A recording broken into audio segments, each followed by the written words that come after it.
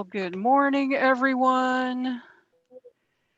Thank you for joining us today, bright and early. Well, not that early, not that bright out here either. It's pretty cloudy over here where I am. Um, but thank you for joining us for our mentoring training series on strategies for engaging caregivers of color. And so if that's what you signed up for, we're here for you. If it isn't, guess what? We'll still let you stay with us. We love to have as many folks with us as possible. So just thank you for joining us. A little bit of housekeeping. Just if you can make sure that you keep your microphones muted. If you are using a cell phone and a laptop, make sure that your laptop is muted so there's no echo response that's going to hurt your ears or others' ears. Also, if we can get you to put your name at email and the agency that you work with into the chat, that's how we take attendance to make sure that you were able to make it with us.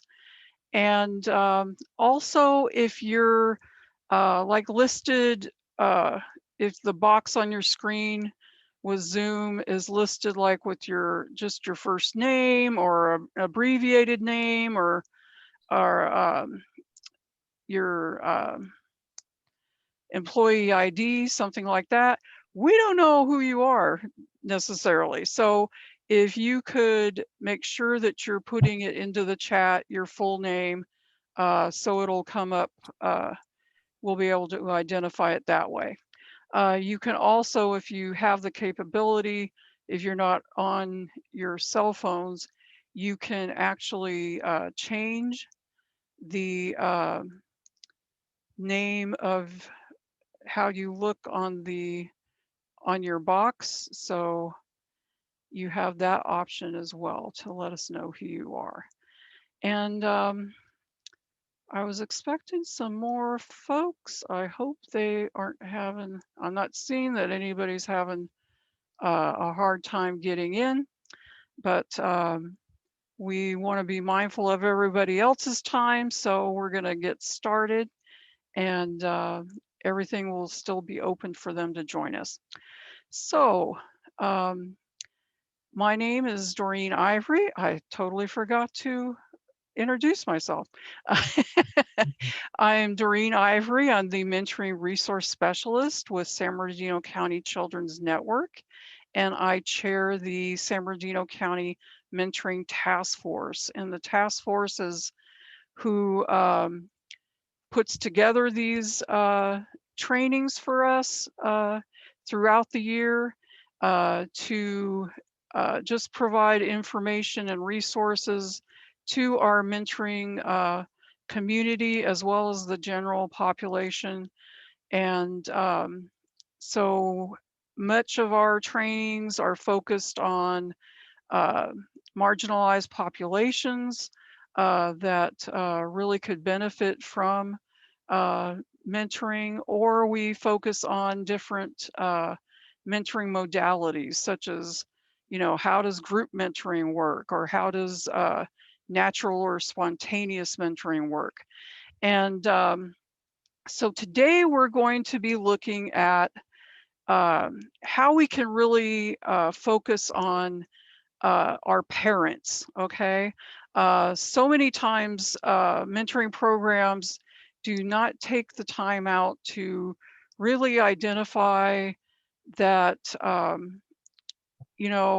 when you're working with youth, you really need to do it on a family unit level, okay? And not even just the family unit, but that's a topic for another day, okay? But we can't just, look at our youth and try to address the issues that the youth is facing, send them home. We don't know what's happening at home, right? There could be many things going on that are going to influence the success of that youth. And so we want to make sure within this training that we um, take that opportunity today to address a lot of those concerns and how we can really just embrace the entire family unit when we are working with mentoring and youth serving programs. So today our presenters are Henry Roberts, or Hank, as I usually call him, and Mr. Jerry Shirk. And these are two gentlemen that I've known for a few years. Jerry a bit longer than Hank, but we work side by side with the California Mentoring Partnership that really is a statewide coalition that really works to promote mentoring throughout the state of California. And so many of the things that I do with them focus on, trainings and outreaches and just expanding the field for mentoring in California. So without further ado, I'm going to turn it over to Jerry and let you introduce yourself. Thank you, Doreen, and welcome everybody. And Doreen, thank you for the work that you do and you've been doing for so long there at the Mentoring Task Force. We have a small group today, but sometimes small trainings are good trainings. So, if you have questions or comments during the training, just please jump in there or type things in the chat. We kind of have a focus on mentoring and the research behind mentoring and engaging caregivers of color.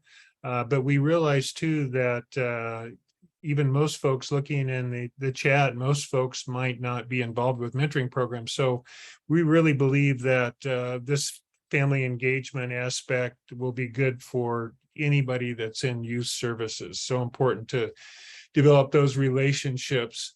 Hank and I have been working on this presentation for a few weeks, and it includes a focus on racial justice, white saviorism, classism, racial prejudice, all in service of moving towards equity for people of color. And let me see if I can pull up the PowerPoint. And let's see, trying to get the correct view here. So that should be it, right? Are you seeing the beautiful face of Hank Roberts there? Yes. Thumbs up. I've worked with Hank for a couple of years through the California Mentoring Partnership, both on the leadership team and several projects. He's a stellar person. He actually, for a long time, he was in the business of selling pharmaceuticals and was one of the top salesmen in the United States. And then he had a calling to start working with young people. So he has a bachelor's of science in psychology, the first generation of his family to do so. In the Bay Area, he won an Unsung Hero Award for the work that he does with young people. He's a member of 100 Black Men of America, Omega Psi Phi fraternity, the Oakland Mentoring Forum, the NCAA California State Education Committee Parent Engagement Chair, a lead member of the CNP Racial Justice and Mentoring Work Group. And again, that's how I've been able to interact with Hank a lot. He really took over the leadership of that work group, and he's done a great job. And they're having some great gatherings online with people that are really engaged or wanting to engage more with caregivers of color. And so I'm going to turn it over to Hank, and Hank will introduce me. Good morning to everyone. It's really a pleasure to be here, and I've had the opportunity to work with Jerry for about 2 years. And I would really have to say from the depths of my heart that he is a person that is very authentic and understands a lot of the social injustice issues. But most importantly, he's an eager person to really want to dive deeper in understanding the whys that we have so much racial issues in this country.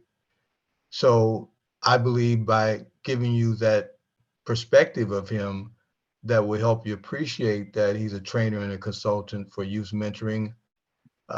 Look how long he's been in the field. I mean, 1995. I mean, that commitment and determination is obviously there. He's done a lot of work in assisting youth and adults in mentoring programs. I've had an opportunity to work with him in putting together some packages for some upcoming mentoring programs. And again, his heart is and commitment is so authentic.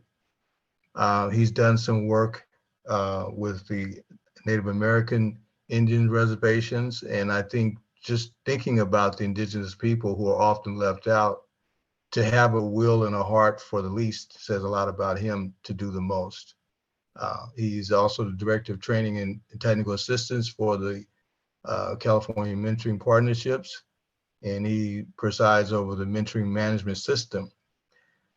He doesn't really say much about his NFL career, but he was a defensive lineman for 12 years. Professional football definitely brings a lot of light in terms of issues around social injustice that perhaps only Jerry can give us information on from the inside. So it's truly a pleasure to be in collaboration with him as we move forward today to share some information that I believe would be very thought-provoking, but most importantly, would be very authentic as well. Thank you. Thank you, Hank, for that nice introduction. And I also want to say that I've learned so much with you, not only working with you on the Racial Justice Committee, but putting together this presentation and the discussions that we've had about all the, the pertinent issues. So framing today's discussion. Jerry, can I ask you a small favor? Yes. I feel somewhat compelled to really find out who's in the audience. I don't know that I have had an opportunity in most presentations, especially in this setting where it's a small group. Would it be okay if we take a minute to find out who else is here and what they do? That might be, to me, a good opportunity for us to know each other. Absolutely. In fact, I sent you the same question in the chat, so I'm really glad that you brought that up. So Thank you. Would folks please introduce themselves, perhaps their organization, where they live, and job description? And just jump in there, anybody who wants to go first.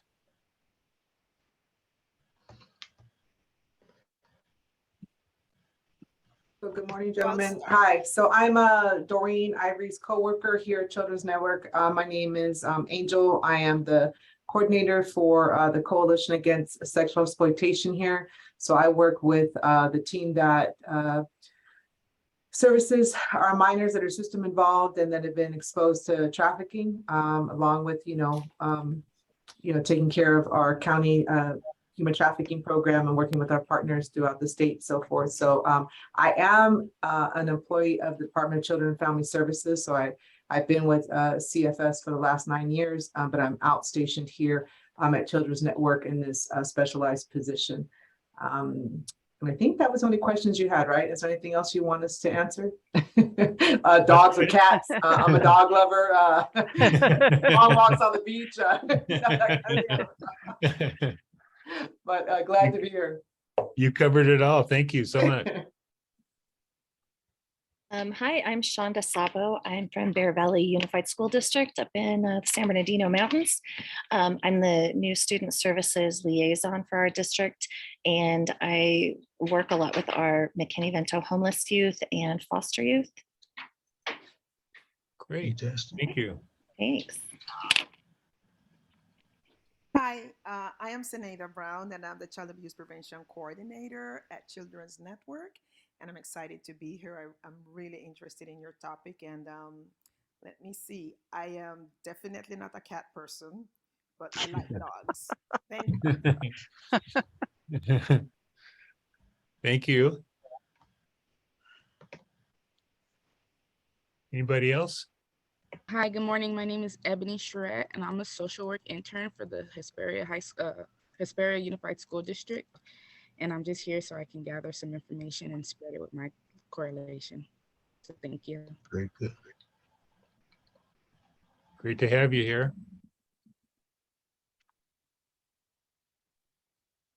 I think I shared a little bit about myself already, but I'll do it for everyone here as well. My name is Juan Solis, Father Engagement Coordinator, also here at the Network, Children's Network. Ms. Doreen's colleague here, oversee our Father Engagement Program throughout our county, really seeking to engage our community and highlighting the importance of the fatherhood role, not just in the family unit, but also within our communities, as we see many research that comes out and stats that show the importance of father involvement. And thank you.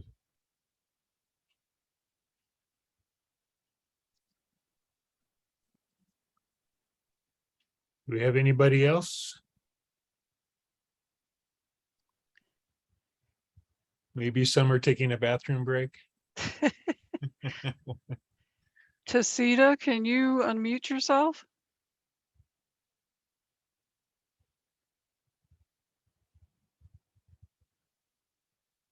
She might be driving. I don't know. Joseph, can you unmute yourself?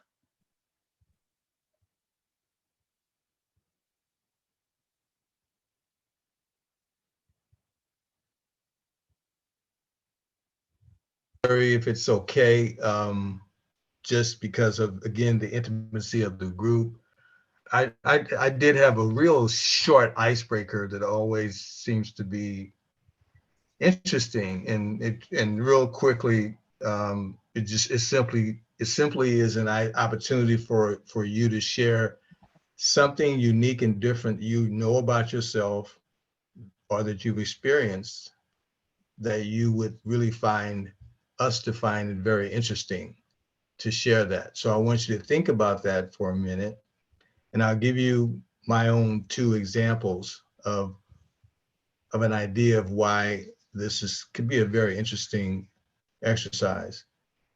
What I think you'll find very interesting about me is that I actually have 4 people in my family, and they all have the same first name. I have my father, whose name is James, and 3 uncles, and they also have the same name, James. I'm sure you find that to be quite interesting, and so did I. And so my question to my father was, why did your father name all of you James? And he simply said that if he ever wanted something to be done by one of his sons, he would say James, and whoever came first to find out what he wanted would then be the one that would be asked to do that task. So I found that very interesting. So I said, well, Dad, I'm still a little confused, because what if he wanted something that was very specific for only one of those James could do? And so he said, well, what my dad did was, he decided that he would give all of them a middle name. And so he had James Thomas, James Henry, James Lee, and James Benjamin. And so if he had a very specific task, he would say, James Thomas, I need to see you as soon as possible. And that was his way of distinguishing which James he wanted to do that specific task. But it became confusing to us as we all grew up, nephews and nieces, because we didn't, we just said James, and now over time we realize that that's why he did that. But I don't know there's anybody in this audience could match that. I don't think you can. But if you can, I'm listening. I thought that was very different and special for me to share. So I'll stop there. Please surprise me with something special. I'd be interested to hear what you have to say.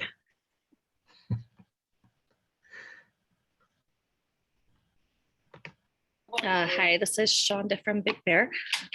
You might find it interesting that I have 4 kids, and I also raised one of my sister's children. My oldest is 28 and my youngest is 4.5. Oh, Wow. So Wow. 2 different age groups. Wow. Yeah. That is, wow. One thing for sure, you stay in the generational connections, right? Yeah, I'm hoping it'll keep me young. Thank that's you for really sharing. interesting. Sure. I'll jump in there next. Folks might find it interesting that I have a mother that is still living. She's 99 3/4. Wow. And several years ago, we built a house in her backyard, a little mother-in-law unit, and she lives back there. And sometimes I get up early, like 6:30 or so, to make the coffee, and I'll bring it back to my wife in the bedroom, and we'll look out the window and I'll say, honey, there's a 99-year-old person working on our yard out there, trimming the lawn at 6:30, 6:45 in the morning. So she keeps very active. Wow. So that's my unusual fact. 99 3/4? 99 3/4, we're going to have a big 100th birthday. And she keeps so active. She sometimes we Wow. play 2 truths and a lie, like in trainings. And one of my truth that stumps people, that I'll say, my mother still does my ironing. And they'll go, no way. Yep, way. Very interesting. Wow. Doreen, what's your fun fact?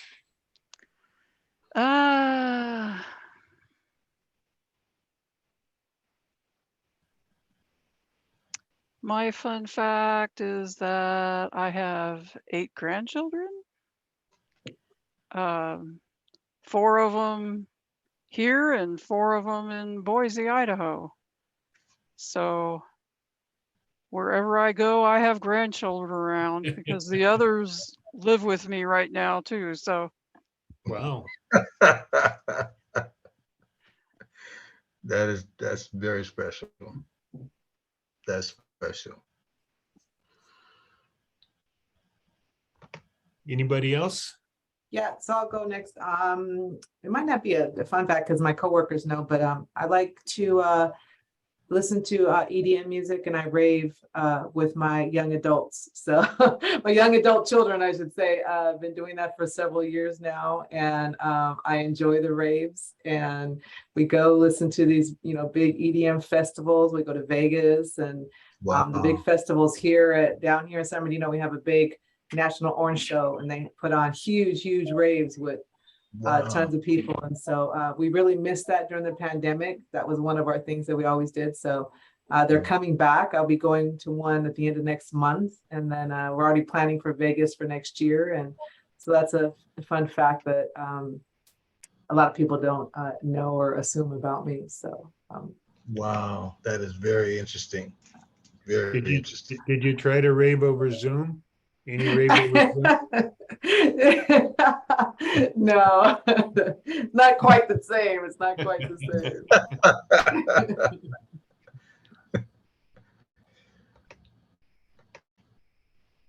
All right, who's next? Mr. Juan? I'm just gonna call people out. Mr. Juan. Hey, you know Oh what? yeah, Thank you so much. I was thinking Thank you. of something, but I think well, we stay busy, right? If we're not at work, we're at church. We're not at church, we're on the field training. So one fun fact about me is that I am a soccer coach. Hmm. Hmm. And have been doing that since 2008. I guess I had sucker written on my forehead because I was at first I started on a voluntary basis, just doing regular AYSO before going into the club scene. But really, it was a great outlet. My mother was diagnosed of cancer back in 2000 and 2010, sorry, and I was gonna cancel practice at that time, but then I saw my kiddo was sad. She didn't want to cancel practice. I was like, you know what? I'm just gonna go out there. And then I realized how much of an outlet that actually was for me, because for that moment, for that hour and a half, I completely forgot about, everything. And so fell in love with it even more then, and just keep giving back to our community and Wow. being able to be a mentor on that aspect, right? I have a group of 16 young men that um, are just constantly putting work, and I try to really give those life lessons, how sports kind of relates to life in general, right? Not giving up, keep going. There's going to be times where it gets hard, um, etc. So that's pretty fun. Wow. I'm saying wow, and I'll wait for who's next. But actually, I have such a connection with you on that. I coach soccer as well, and actually that's how I got into this work, um, serving the community. And I never played soccer in my life, and so um, it was a very interesting experience and connected me with the children that grew up like I did. And I never liked soccer, but now I feel it's probably the most enduring and challenging sports without all the pads and stuff, if you will. But kudos to you, man. That sings to my heart. Glad to hear that.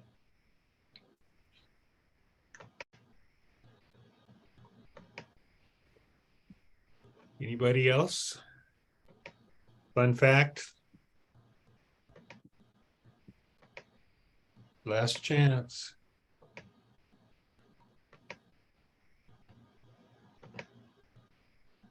Okay, I'll just move on ahead. Oh, you think so, Hank? Move forward? It looks like we have a fair number of people that have they're on mute. I'm not sure what that means. Doreen, any idea?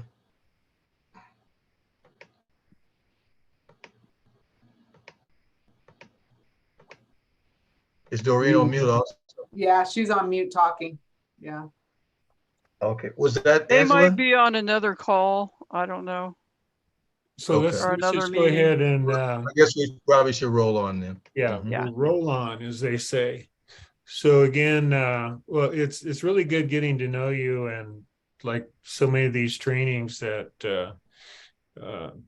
I'm really happy that we took the time to hear something special and fun about each person. That goes from who are these people out there to knowing them a little bit, and it's starting to, make connections and develop relationships. So framing our discussion, the mentoring and youth services fields, as it says there, are good at emphasizing the importance of building, nurturing, and trusting relationships with youth. I mean, that's really been our focus. So I've been in the mentoring world 25 years, and I, from the very beginning, I came across concepts like, what are the three most important things in mentoring? What are the three R's? They're not reading, writing, arithmetic, but they're relationship, relationship, relationship. And so we've learned that it is important. We put a lot of effort in developing relationships with young people, and all kinds of strategy, giving them agency, letting them make the decisions. But the mentoring, and I'm pretty sure the youth services field also, the broader field, we haven't done so well when working with caregivers. And I can remember early on, and this is 25 years ago, I went to a training, and it was about, um, part of it was about engaging the parents, or, how to involve them in the program. And involve is probably a good word, because that's what programs did. They didn't engage, they didn't collaborate, they just involved them. So the phrase that I heard and we kind of preached for years was to be cordial but distant. And part of it is because it's time consuming to serve the youth, and there's a sense and sometimes an experience when you get involved with parents, you're biting off a whole bunch more time that you may feel like you don't have. So the cordial but distant no longer works. So a little bit later, we'll talk about some of the research that supports that you need to be closer to the parents. And then also, as we all know, recently there's been an awareness of happenings in our society that really highlight the need for racial justice, the Black Lives Matter movement, all the prejudice and sort of the negative things that are going on in society, and mentoring programs want to take advantage of the timing to strengthen what they're doing as far as diversity and so forth.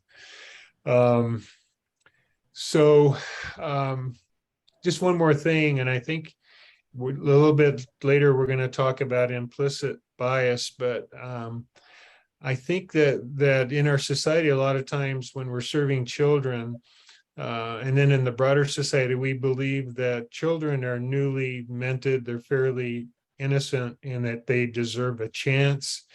And maybe there's a little part of us that says parents are the problem. They had their chance. They're not as deserving as children. And we need to try to respect them by looking again and reevaluating our interaction with them. So that's a little bit of the framing. And then Hank is going to put the history of mentoring into context. So I'll turn it over to Hank. All right, sounds good. I firmly believe that history is important in any conversation about change, because history has a tendency to be honest. History has a tendency to also be painful, to hurt sometimes one's feelings. History can also be a sense of denial, just not really wanting to believe that that's the way it was. But also history can be fun, exciting, great memories, enjoyable times. So it does have benefits. However, when it comes to looking at history from the standpoint of racial injustice, it does create a sense of uncomfortableness.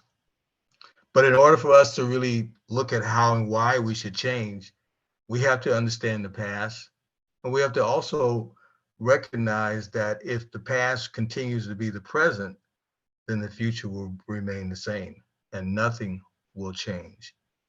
And with that said, there would be a continuation of exclusion of caregivers of color. So when we talk about the human race tradition, mentoring has been here ever since humankind have walked the earth. I mean, from the early beginnings, you had Socrates and Aristotle and Plato and Alexander. This lineage of mentoring that goes all the way back. And then we think about people even in some of our current times, like Oprah Winfrey. I mean, she stands tall and lets people know that her fourth grade teacher, Miss Duncan, was a phenomenal mentor in her life. So mentoring transcends and it continues from way back when all the way up to now. It's become a part of the cradle of civilization is mentoring. You think about even in the African tribes, where the young boys learn how to hunt and how to survive and how to sustain themselves in the midst of just living in that kind of environment. The mentoring, the knowledge was passed on. I mean, when you think about mentoring, also you think about the eagle and the eaglets. I mean, all human forms do mentoring. That eaglet has to learn how to fly to survive. So the eagle has to mentor and teach that eaglet how to flap those wings for survival. And you look just even looking at the bodies of water where there's the ocean itself, and you have the the dolphin, for example, or the alligator, whatever. They're taught how to survive by their own kind. So just life in general, those existing, whatever form that is, how broad it is, mentoring is a part of all of us in some respects. But when we talk very specifically about mentoring of the past, it was often, and to some extent still done today, mentoring was from the village concept where the parents were the lead, if you will, in mentoring. And then you had the uncles and the cousins and coaches. And so this village mentoring was done, and it wasn't done by an appointment. It was done basically very informally, very spontaneous. If someone saw that you needed some assistance in better understanding how to deal with a certain situation, it was just spontaneously given to you some mentoring advice on how to avoid certain situations or how to do certain things to make your life a lot pleasant or a lot easier. So there was no tracking, no data, no statistics. It was all just informally and understood and spontaneously understood that the village was to be the place where mentoring was to happen. So as we move on to the next slide, it becomes very interesting when you take a journey into history to now look at the makeup of how America really began in some respects. Who was here first, and how did all this tie into where we're going with mentoring? And from a historical perspective, it appears that the indigenous people, the Native Americans, 15,000 years ago, were here. That's a long claim for fame to have ownership, is to be in existence in a country that long. And so then, of course, we remember that in 1607, Jamestown colonization, the whites, the British came in. We know shortly after that, we had the blacks coming in to do a very significant task of creating wealth as being slaves. Great migration, when slavery ended, many of the blacks moved to Midwest and the East Coast, and you'll see with the significance of that. Then Asian people, we talk about their big movement in 1843 coming in. Again, let's look at the chronological existence of how this all makeup began, and you'll see a very quick bullet statement that will be made shortly. The Hispanics, again, that's that big movement, mining opportunities. So it was that wave of how this whole process began. White immigrations, we're talking about Jewish people, Slavic people, Italians. There was a big wave of those folks coming in around the 1800s and early into the 1900s. And again, all of those that you see above, ethnicities, practice the mentoring village, that village concept that we just talked about. But what's very interesting, stay with me, is that in 1904, mentoring became organized. So the village idea kind of shifted, and all of a sudden the organizational movement of mentoring came into play. But what's interesting is that the big brothers and big sisters had a primary focus at that injunction was to mentor the white immigrants, to teach them how to elevate themselves and how to be successful and how to sustain wealth in our society. And again, it wasn't nothing but truth, but that was their primary focus. They were concerned about those immigrants that were getting incarcerated, committing crimes, and so they reached out. And if you look back in history in 1904, this country was not a user-friendly, everybody welcomed handshaking, the Klans were active. So there wasn't a real interest in engaging people of color at that time. However, something very interesting began to develop over time. When you look at the onset of folks moving from the South and the migration of Hispanics coming in, now there became a bigger concern about the huge crime that was skyrocketing, particularly youth of color. So Obama did something very interesting around 2014. He began to really create funding to address this huge skyrocketing crime that was committed by youth of color. And of course, with that funding coming into play, organizations began to change their focus and recognize the value of reaching into that particular market and embracing youth of color for mentoring. So as a financial opportunity, it makes sense. What's very concerning is that predominantly all the mentors were white. As a matter of fact, the number one mentor, and this statistic is quite present today, the number one mentor of kids of color is the white woman. Second is the white man. Third is the colored woman. And lastly is the colored man. So if you look at this historical profile, you can see that there's a predominance of whites reaching out to help those needy children of color. So I guess the question is, for staff and volunteers, this information becomes important because it helps you, or maybe it's difficult for you to understand the need and value of youth caregivers of color because of that snapshot of what we shared in history. Obviously, there's this issue of communication in relationship to developing relationships with caregivers of color, because again, looking at the historical backdrop we shared, that there appears to be no reason to include because that there was some issue, something around respect.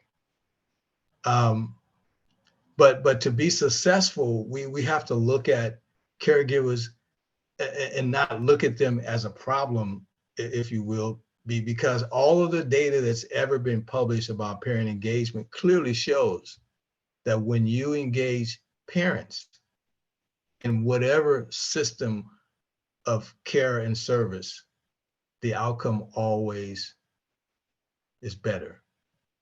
So we have to move to that strength-based understanding of the need for caregivers of color. And in summary, mentoring and youth serving organizations are more effective when they give parents and youth a voice in service and activities. And again, that's based on all the research that's been done that you'll hear about later that implies that when you have caregivers of color or parents in general, especially in terms of outcomes, it's always better.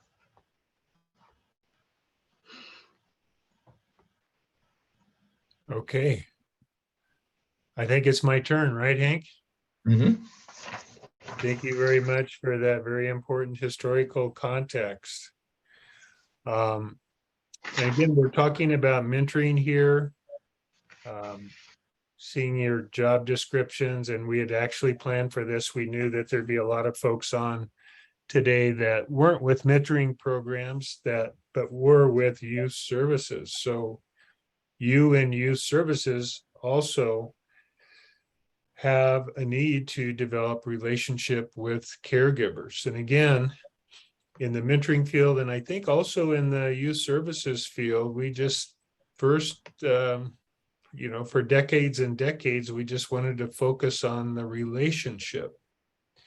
And Hank mentioned that deficit approach. As for caregivers, we often saw them as the problem. Again, we believe that children need a chance. They're just budding, they're young budding plants or flowers, but their parents are grown trees and they don't look so good. And again, part of us think that parents are the problem and undeserving, that the children are deserving, their parents are undeserving. So a lot of times we think they're the problem. What are they doing to the child? What bad stuff is going on at home? And then if you develop relationships with them, what trouble might the parents stir up? Again, that cordial but distant, the old philosophy that we found doesn't work. So we were looking at, I know in mentoring programs, and maybe you also in youth serving programs, is how can we limit the involvement? Just do the basics with the parents, get the sign-offs, give permission, set boundaries, make them reporters to how their children are doing and maybe, how their child sees the match, but that's it. Again, this is a deficit view instead of a strength-based approach. And I was thinking about when I was putting my part of this presentation together, how in youth services and human services, we have evolved and we transformed. And Hank and I are old enough to remember that when a young person got in trouble, what do we call them? Call them juvenile delinquents.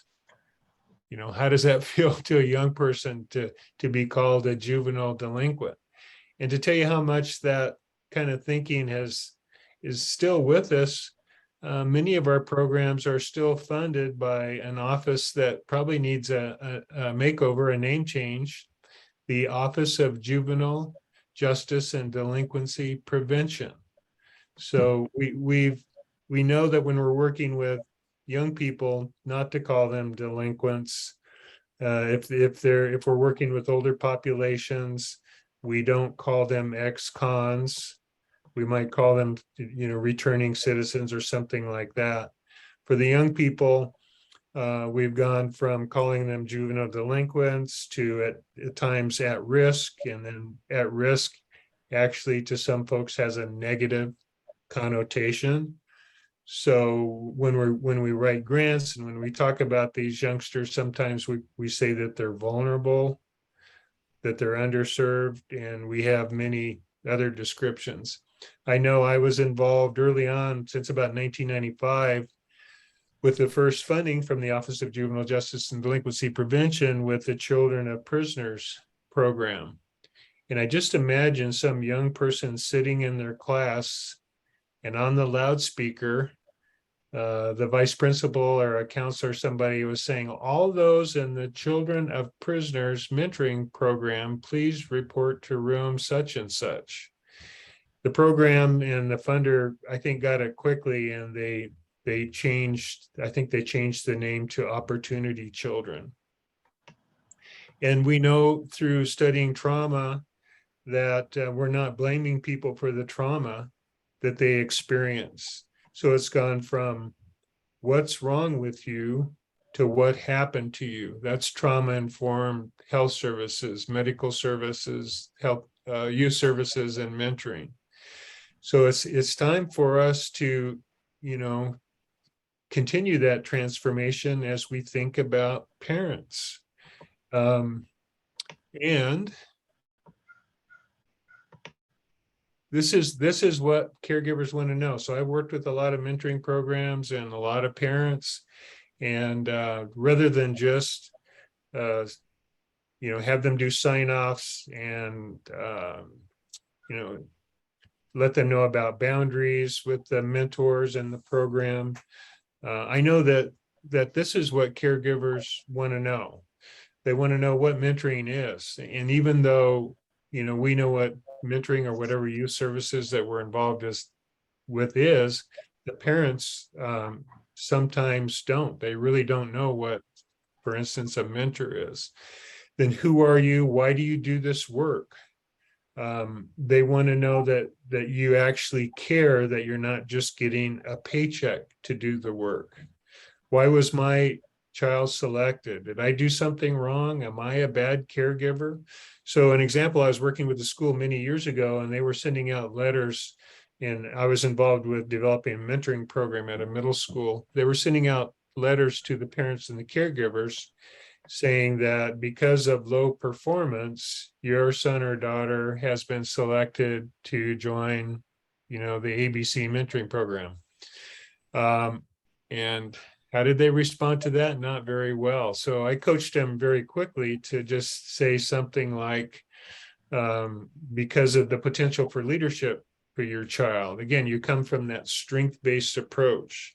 Because your child has the potential of leadership, they have been chosen for this program. And parents also want to know, how are you and the mentor going to help my child? And they want to give you input on how they see the needs of their child, what their child needs. And then, of course, the basics: how do the program works? Who are these mentors? Are they getting paid? How are they selected? How can I keep updated on my child's participation? And can I give you feedback on how things are going? So this is kind of beyond the basics. And the research bears this out. And here I wanted to pause for a minute and thank both Dr. Dusty Ann North and Dr. Renee Spencer. And you see her name on this diagram, Renee Spencer, for the work that they've done in parent engagement. And they've actually joined with Hank to do some national webinars that have been excellent. But Renee Spencer has done a lot of research on parent involvement. And this particular 2014 study was done on Big Brothers and Big Sisters programs. And they interviewed program coordinators, they interviewed parents, and they interviewed the mentees, and they wanted to see how parents were involved in the program. And what they found was, on the low end of the arrow on the left side, on the narrow end, that there were a lot of programs, and Renee says that this is the majority that just looks at the parents as what are the potential roadblocks that they may put up. And then the conveying expectation, the sign-offs, the commitments, and inviting them to events. Then the programs that were actually more successful also were involved in the, just involving, doing the basics, but they went a couple steps higher, engaging and serving. They initiated support for families with resources. They built relationship. They coached parents. And then at the highest level, so Hank and I even talked about this, should we call it parent engagement or parent collaboration? Well, I think there's those two words kind of combine, they mix. So there's something in engaging with the word collaborating, and there's, vice versa too. And so at the highest level, and Renee Spencer says the fewest programs actually do this, although the arrow is big up there, is that there is an emphasis on communication and facilitating parent mentor meetings and coaching parents and mentors. So they actually, on the right side of the arrow, fewer programs did it, but they were more successful. They had better matches and better parent engagement. And that's what the research shows. There have been many, many studies on education and mental health services. And what they found is that when you engage parents, there's better outcome for the young people. And these types of studies are just beginning on mentoring programs and youth serving programs. but they're seeing the same type of results. And Du Bois in 2002 did a study, and they found that parent involvement is a practice that is associated with positive youth outcomes. And that may be common sense, but sometimes it takes a researcher to put out a statement like that, and we go, oh, well, let's get parents more involved and more engaged. And the reasons why we don't engage parents at times, I want to start covering implicit bias, and I know that Hank is going to talk about it later. But implicit bias, and you can see the definition up there, is attitudes towards people or associate stereotypes of them without our conscious knowledge. So the thing about implicit bias, and implicit is kind of a funny word. To me, implicit means almost like specific, but implicit, as far as bias, means implied or unconscious or automatic. It takes no effort. It's just automatic thinking. And everybody has unconscious biases. They are baked in from our surroundings. And in the youth services field, it could be, without thinking about it, that the such and such race or culture or class doesn't work hard enough. There must be something wrong with people that live in crippling poverty. What's wrong with them that they can't get it together? So why engage with them? Because then you're going to become part of this, their chaotic family system. Another implicit bias is it's best to avoid caregivers that have had addiction or mental health problems, or parents that are or who have been incarcerated, and that caregivers from chaotic families don't want to be involved with their child's youth program or their mentoring program. So I'm sure some of you have heard this phrase, and I have an image on the right side of this slide. But when I was in grad school many years ago, one of the professors was making a point, and he drew actually an aquarium on back then it was the blackboard. I think it was before whiteboards. And he drew a tank of fish, and he had some fish in there. And he said, I don't know who discovered water, but it wasn't a fish. And then he drew actually a flying fish, and he said, it's a flying fish that discovered water.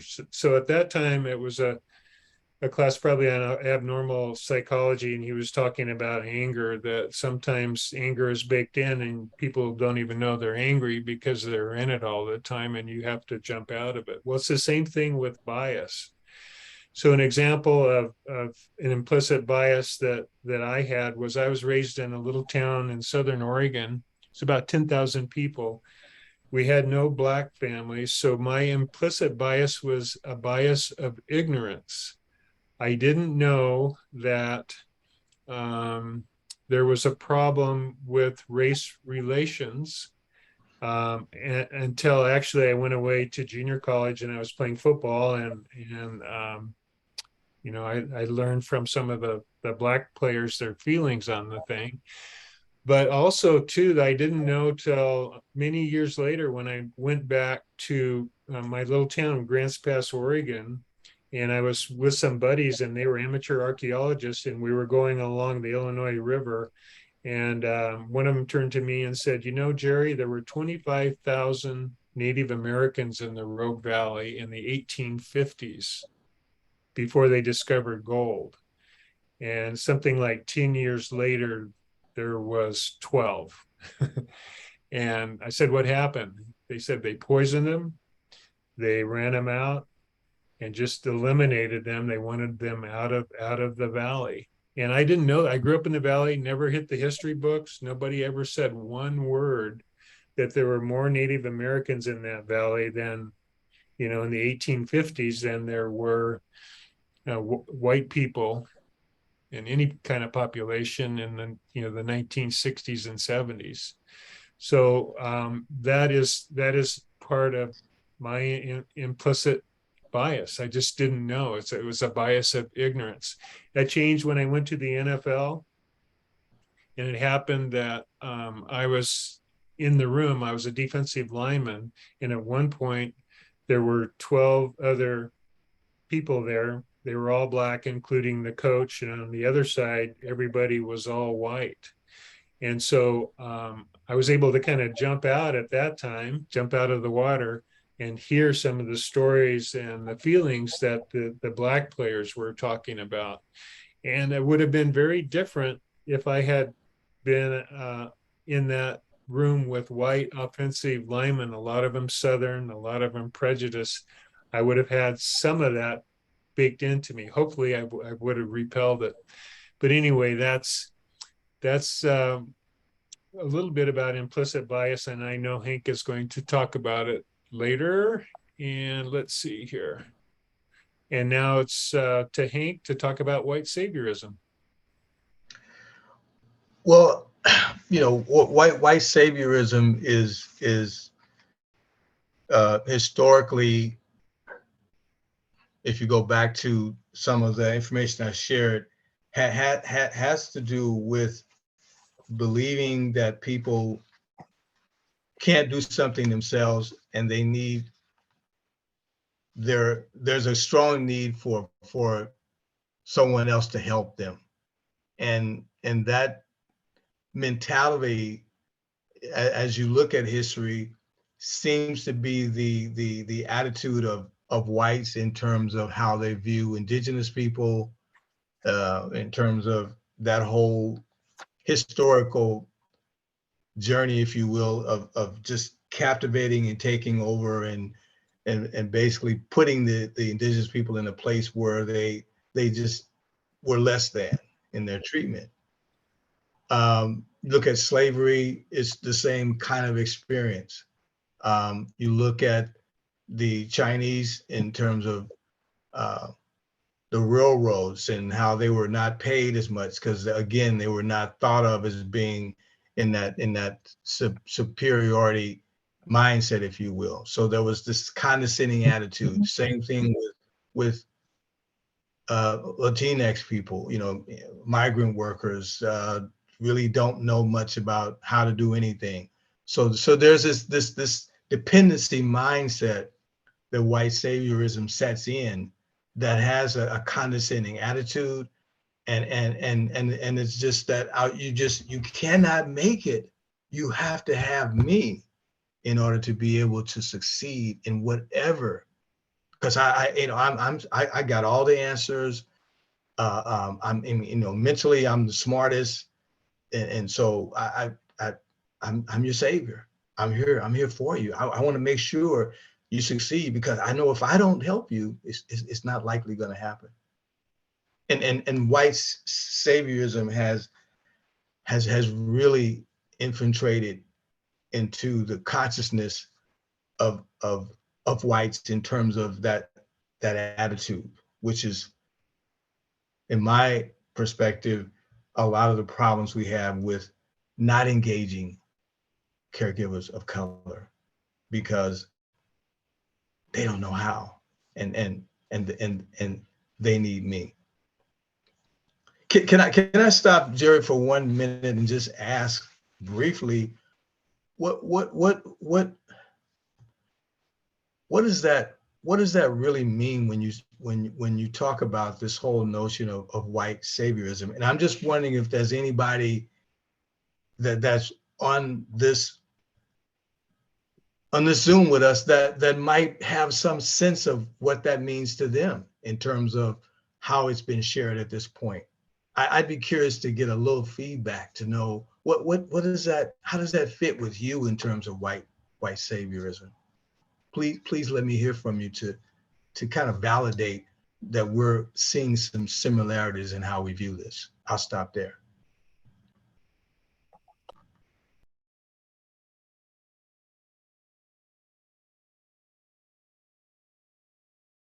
While people are thinking, I've got one. I'm back here in Cleveland, Ohio, and we had 3 team functions over the weekend. I rarely get back here, but lucky enough to come back and see some old teammates. And I knew that I was going to be, working with Hank on this webinar. So when I saw an old teammate who was former quarterback. He's an African-American gentleman. I asked him his experience in the NFL, because as I recalled, when I was playing, there were very few Black quarterbacks. And he said, Jerry, it was a matter of they didn't want Black people in a leadership position. They wanted a white person there. So, to me, that's white saviorism, right? It's also prejudiced. It's a lot of different things. And he said, so for years and years, that they not only didn't have Black quarterbacks, and this gentleman happened to be the third African-American to take a snap at quarterback in the NFL. His name was Dr. David Mays, Dr. David Mays. He's a dentist also. But he said that the feeling was that they wanted white people in the three positions that took the most brains, if you will: quarterback, center, and the center needs to call the blocking, and the middle linebackers also, they need to get the signal and then change signals and so forth. So he said that he knew it wasn't right and that it was a struggle. I was amazed, because I wasn't even aware that I didn't think about it, that there weren't Black centers and that there weren't Black middle linebackers. It was obvious, since quarterback was such a visible position, that there weren't Black quarterbacks. But I think, to me, that's an example of both white saviorism. We need a white person in that job, and prejudice. And the prejudice was, they said Black people didn't have what it took to be in those positions. Wow. Shonda, can I pick on you and ask you what your thoughts are about this? You're on mute. Sorry about that. Okay, so I was raised in a religion that basically taught that people of color weren't the chosen people, that the people in my religion, white people, were the chosen people. And that didn't sit right with me, even as a kid. When we moved to California, I had a Black friend that my parents didn't want him to come over and play with me. And that really bothered me. And I was living in an area at that time where there was quite a bit of diversity. As I got older, I started hearing maybe a little bit more of why people of color might not be, as good as white people. And one of the things that I've heard is that they're not as smart, just naturally not as smart as white people. And that doesn't make any sense to me.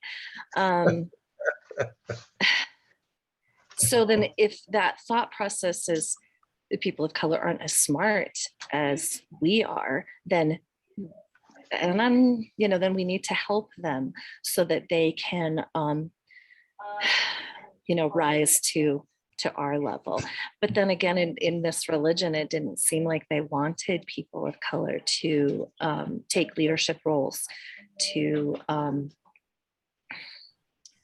to be as important in the religion as white folks were. In fact, not to go into too many details and give away what religion I'm bad mouthing, but it wasn't until a long time later that they finally let men of color, certainly not women of color, but let men of color hold positions of power. And I left that religion as a teenager, never looked back. But I'm still kind of processing some of the things that I was taught, growing up. And it's just sad. I'd really like for us to be able to completely move past this. I've got friends who are educated and smart, and I just don't see why white people have this attitude. I hate it. Well, I and thank you so much for sharing your truth. And I already sense that the magnitude of this presentation is one that it's very revealing when you start to look at truth in your own experiences. And that's why this is one of those kind of presentations that you just don't tap dance through it really fast. You have to really allow an opportunity to be able to reflect. But I believe that when you talk about white saviorism, you have to begin to look at systems. And of course, as we move to the next slide, we have to clearly recognize that maybe this whole notion about parent alienation is based on systems and institutions. As you mentioned, an institution which is obviously one of a religious nature, but it's still an institution. But I believe that before we could really even talk about systemic institutional racism, we have to know who else is sitting at the table that is friends of systemic institutional racism, if you will. And the first close friend of systemic institutional racism, and by definition, I do want to be clear that systemic racism is it's racism really that is it's a belief that some people are superior over other people. And it's clearly an unequal distribution of power, as you can see that existing in the world today. But unfortunately, systemic institutional racism takes it to another level, because that means the racism is embedded in the laws and the regulations of our society and in organizations, as again, Sean, the example that you gave. But let me go back to the invite. Who else sits at the table that creates this whole dilemma, if you will, of alienation? And at the very top of the list, in the first invite for systemic institutional racism, is this one called prejudice. And as prejudice sits at the table, it's really a preconceived opinion of another person or a race for no reason, with no facts. And you kind of alluded to that already with your example. There's no facts, but it's a preconceived opinion. And racism now sits at the table and says, well, it's a belief that some people are superior. And so now you have those two sitting at the table. And then racism also brings its cousin to the table, overt racism, where it's very open and it's very obvious. A good example is Hispanic guy moves into a white neighborhood, all white neighborhood, and for some reason his house is either continuously damaged, destroyed, or burned down, and he just doesn't know why. That's very overt. It's very obvious that racism and prejudice sat in, but it was done in an open way. There's no way you can misunderstand what that is in terms of racism, because it was very overt. But on the flip side of it, which is the most challenging person that sits at the table, is the other cousin called covert. And the cousin covert is concealed into the fibers of this system, so that you don't even sometimes realize that it's actually existing, because it's subtle, it's covert, and you just don't always see it. So a good question and a good example of this person sitting at the table, this covert racist, if you will, invited guest, is why is it just one Hispanic anyway that's even capable of living in that neighborhood? Could it be that covertly the neighborhoods that have predominantly Hispanics is neighborhoods that's low income, pollution, unemployment, violence? Could those factors covertly be the reason why that perspective of that Hispanic person is based on the covert representation of his ethnicity in general, in terms of where many Hispanic people live? So covertly, what's causing this to create a neighborhood like this? So that's the covert part of it. And that's the part that sometimes white privilege does not see, if you will. So then who comes to the table next is discrimination. It's just clearly an unjust treatment of individuals. I mean, just based on their ethnicity or based on their age. But in our case, we're talking about ethnicity. It's just no real reason. So discrimination sits there and just shakes hands with prejudice and racism, and they all get along well together to create systemic institutional racism. That's the core of systemic institutional racism, is all of those who just described sat at that table. They created systemic institutional racism. So let's take a snapshot, if you will. Time is running out. I'm just amazed at the next slide, which will kind of give us a real good understanding of how systemic institutional racism is deeply embedded in our society, and it's covertly done that you don't even realize it until you understand it. So I'm gonna flip a little bit with what it is and jump down to the educational system first. Because if you really think about what we're gonna share with the educational system, it's a clear indicator as to why the rest of those systems you see listed are impacted by the educational system. So Hank, what do you mean systemic institutional racism in the educational system? How can that be? We're talking about justice and equality. We just had the Brown versus Board with blacks, and now everybody can go to school. It's diverse. I mean, I don't get what you mean by something called systemic institutional racism in education. It just doesn't make sense. I mean, it's equal, it's diverse, and it's equity. So what is it that makes the educational system practice systemic institutional racism in a covert manner? So let me give you a quick example. 18% of Black children attend public preschools, 18%. But isn't it ironic that 40% of the time they're suspended? So why is that? What does that have to do with covert systemic institutional racism? So if we look at who's teaching, 90% of the teachers in America in public schools are white.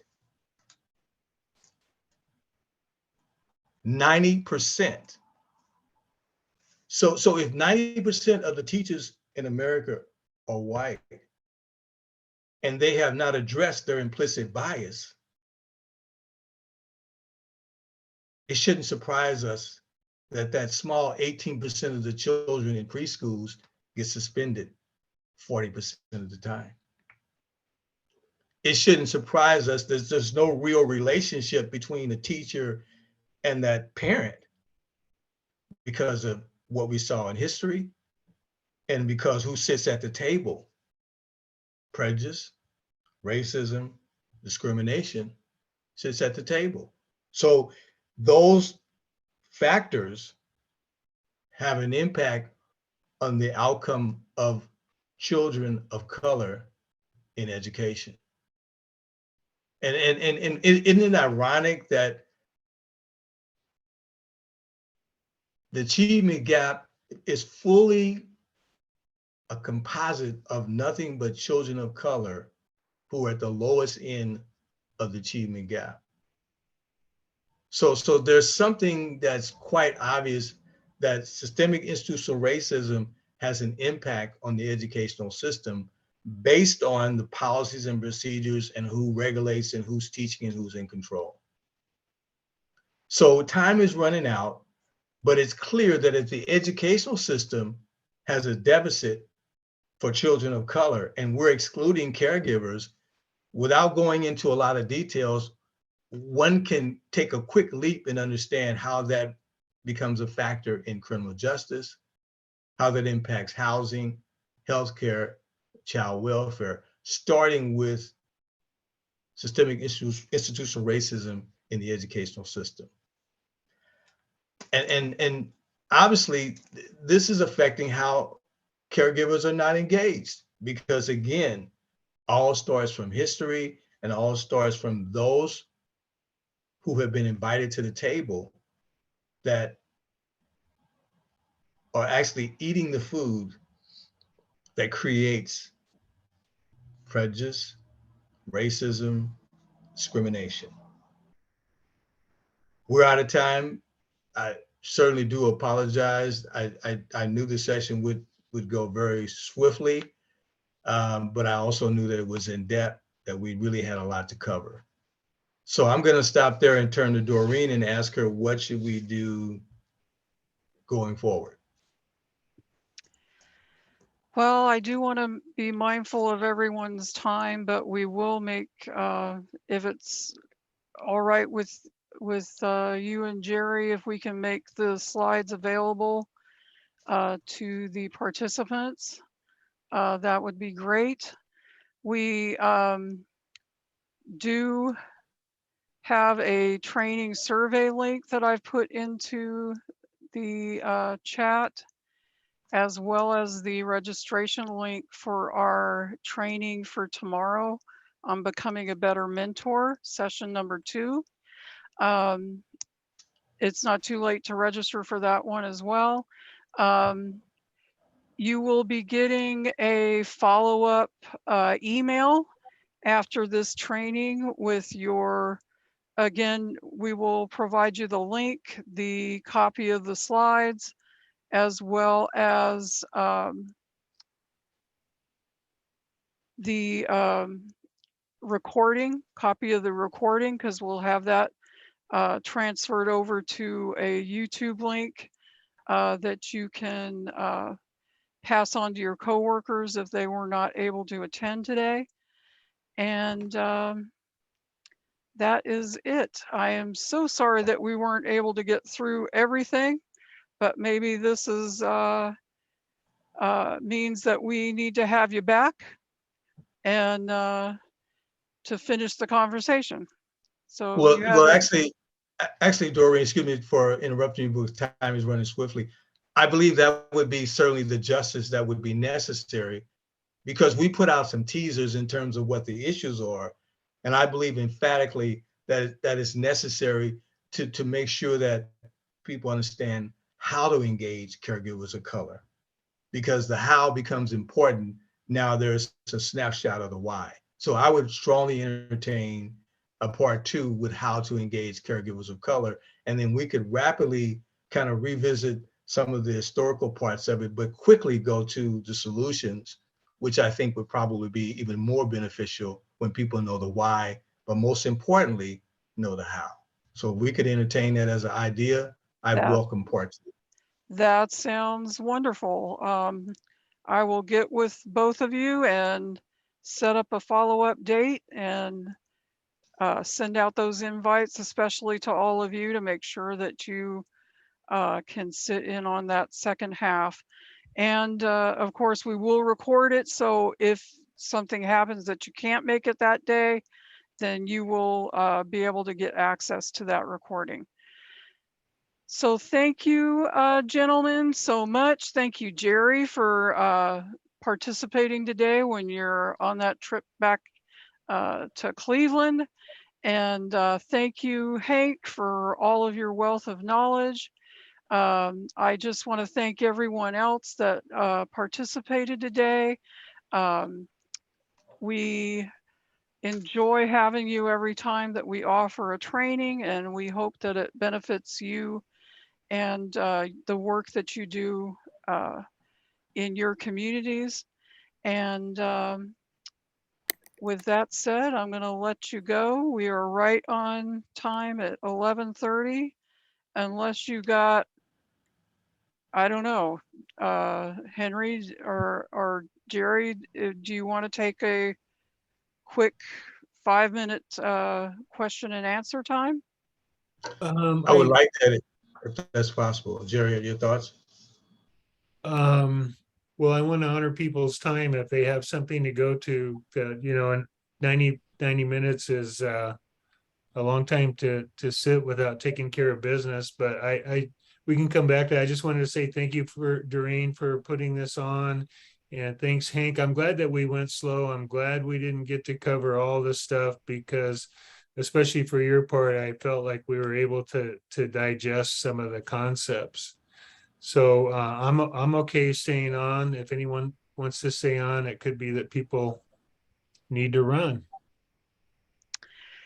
So if anybody has a question you'd like to pose right now, you can write it in the chat or unmute yourself. I do have a question.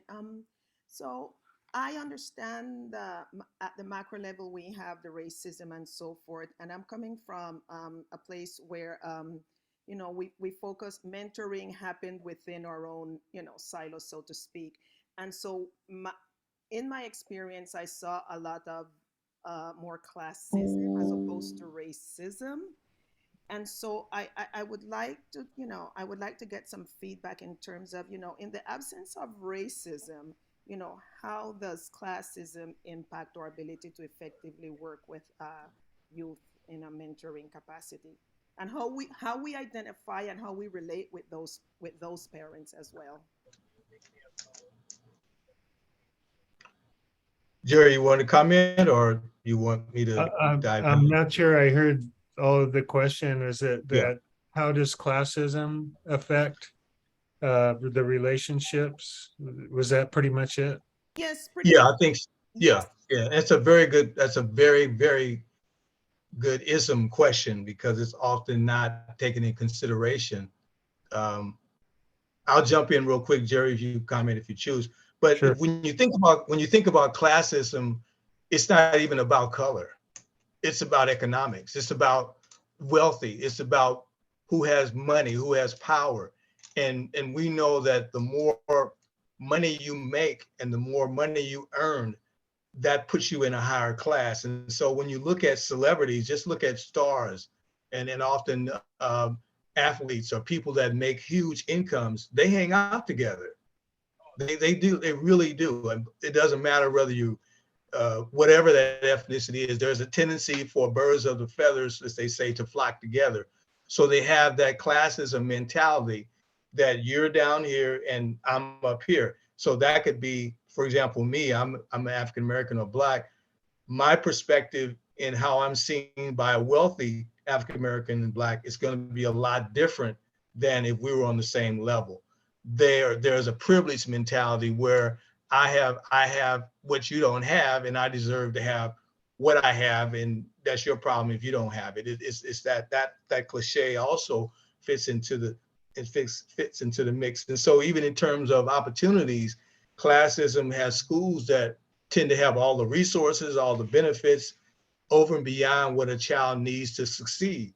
So classism is really it's a classism at a high level is actually a privilege. And unfortunately, that's a reality that doesn't really change because money makes the difference. Does that make sense? Definitely, thank you. I was just born and raised in a different country, and yes, we know about the racism within the U.S. However, my experience was more Mhm. of a class, Mhm. somewhat more classes than anything else. We kind of all look the same, but I could still see those same issues Right. presented within the community of color. And so I Well said. wondered, how do we address those as well if it Well would said. be similar? Yeah, if it would be similar. Well So said. thank you. Thank you.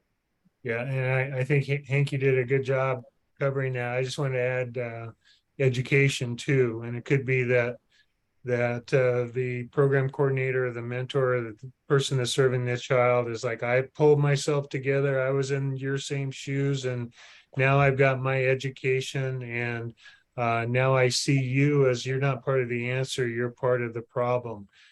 You may have a chaotic family, you may have addiction problems, there could be somebody incarcerated in your family. So kind of why bother? You've had your chance. Let's focus on the young person and not the parents.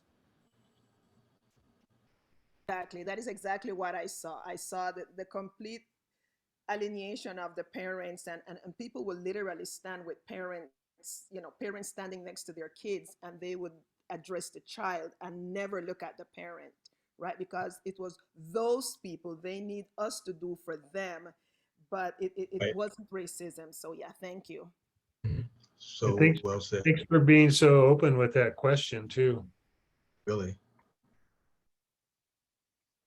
Okay. So Okay. anyone else?